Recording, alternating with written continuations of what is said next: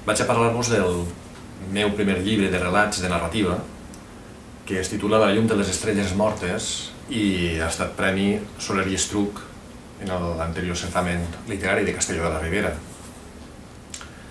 És un llibre de 10 relats, 10 històries, de caire fantàstic, tot i que és una fantasia molt subtil.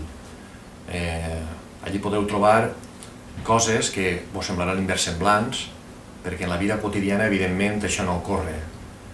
Com, per exemple, entrar en el teu vàter i trobar-te una clevella que a poc esdevé una porta a un altre món, o no, o posar-te a escriure i pensar que allò que escrius